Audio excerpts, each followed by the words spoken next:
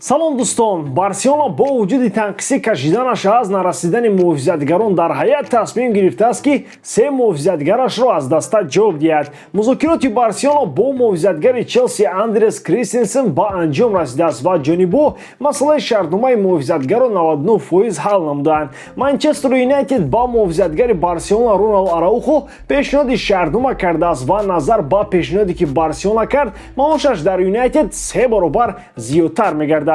امروز درباره این خبرها پورا برایتان معلومات میدیم. از شما مثل هر وقت دوستان لایک، کامنتاریا و در کانال ابلاغ شدن از ما باشد هر روز ویدیو نو برآوردن. اکنون در یگان جو پوزا یونبوش رو گیرید که دوامش ماشین میگذرد. دوستان این ویدیو با یاری شرکت 1x ساخته شده است. در آنجا انواع کوفیشنت‌های بلند و بونус‌های گوناگون شما را انتظار است. همچنین افرادی که تا حال رجیستراسیون ندارند میتوانند در اولین پرداخت با پروموکد بارستیجی صاحب $100 بونус گردند. ссылкаи بازی در کامنتاریا. با همه موفقیت.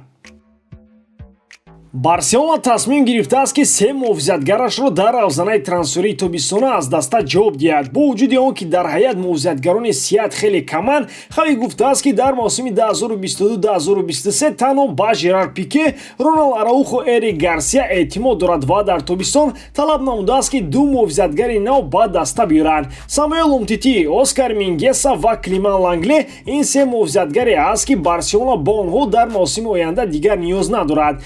Бозони номбурда Барса мехоҳад Ланглеро ба маблағи калон фурӯшад, зеро ӯ ҷавон буда аллакай дар тамоми Аврупо шӯҳрат пайдо намудааст. Дастҳои Премер-лигаи Англия аллакай муборизаро барои Лангле шурӯъ намуданд ва якчанд дархост ба Барселона равон карданд. Дастҳои Фаронса низ барои харидорӣ намудани Самуэл Умтити дархост равон доранд. Оскар Мингеса бошад дар авзанаи трансферии зимистона бояд ба дастаи Валенсия мегузашт, вале дар охирин фурсат гузариши ӯро бо сабабҳои номаълум қатъ карданд.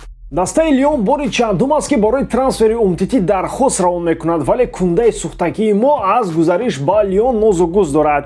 наздикони Умтити барояш то тобистон вариантҳои гузариш ба топ дастаҳоро меомӯзанд ва дастаро тарк кардани ӯ дар тобистон аниқ аст. агар барои Лангле харидори мувофиқ пайдо карда натавонанд, хави муқобил нест ки дар мавсими оянда низ Лангле дар ҳайати Барселона боқӣ монад, зеро ӯ ягона муҳофизатгари марказӣ аст ки дар сурати зарурӣ муҳофизатгари канори чап низ бозӣ мекунад. аммо фурӯши Оскар Мингеза мушкилиҳои зиёд эҷод мекунад агар ивазкунандаашро зуд пайдо накунанд. Дани Алвес 38 сола аст. шартномаи Серхи Роберторо давом намедиҳанд ва ояндаи Сержино Дез низ ҳоло маълум нест. ба ҳамин хотир канори рости хатти дифоъ низ зери суол қарор мегирад. дар Барселона хабар доданд ки давом додани шартномаи Ронал Араухо барояшон дар мадди аввал қарор дорад ва то охири мавсим шартномаи Ронал бояд ҳатман идома дода шавад, зеро дар соли 2023 муҳлати шартномаи ҳозираш ба анҷом мерасад.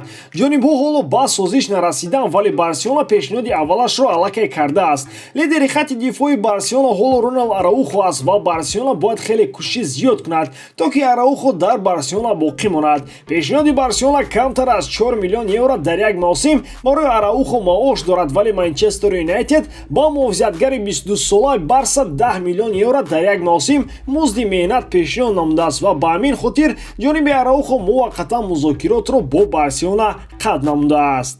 баъди равзанаи трансферии зимистона маблағҳое ки дар овардани футболбозони нав ва маошҳои онҳо сарф кардан, Араухоро дар ҳолати шок афтонд. бо вуҷуди ин пешниҳоди аввали Барселона 4 миллион не, бештар аз 3 миллион евро дар як мавсим буд ки Араухо аз чунин муносибат нисбаташ хеле ранҷид. 3 миллион евро футболбозони Барселона бемаош доранд, ё онҳое ки ҳоли ягон дақиқа дар ин мавсим бозӣ накарданд. чунин пешниҳод ба Араухо беэҳтиромӣ не, балки таҳқир аст. бо кадом ақл ба кесе 6 миллион евро маош пешниҳод мекунанд, ҳоло он ки барои Барселона умуман ягон натиҷа надодааст, вале ба яке аз беҳтарин муҳофизатгарони Ла Лига 3 миллион евро. Бартомеу рафту аҳмақияш то ҳол аз Барселона нарафтааст ва ман ҳайрон намешавам агар Араухоро низ аз даст диҳанд. ягона чизе ки Араухо талаб дорад ин аст ки маошашро вобаста ба натиҷаҳояш қадрдонӣ намоянд.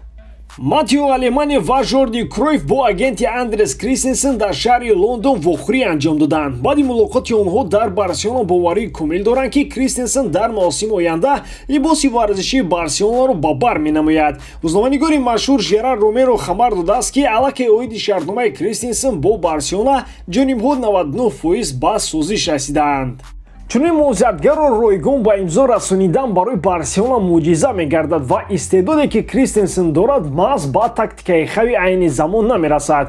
Кристенсен мувозиятгари марказӣ аст, вале омори натиҷаҳояш аз нимувозиятгарони марказӣ кам нест. майдонро пурра мебинад ва наздики 87% пасҳояш дар маҷмӯъ дақиқ мебошад ки ин натиҷаи олии нимувозиятгарон аст. илова бар ин дар ҳар як бозии партофтои дарозе ки анҷом медиҳад ками кам 4-8 дақиқ ба ҳамдастояш мерасанд ва бо вуҷуди ҳамлагарони бо суръати ба мисли Абамеянг, Адама Траоре ва Усман Дембелеро дар ҳайат доштан, Кристенсен эҳтимолан дар ҳар як бозӣ шояд партофти головар анҷом медиҳад. шумо дар бораи хабарҳои имрӯза чӣ фикр доред дӯстон? ҳатман андешаҳои худро дар комментария нависед.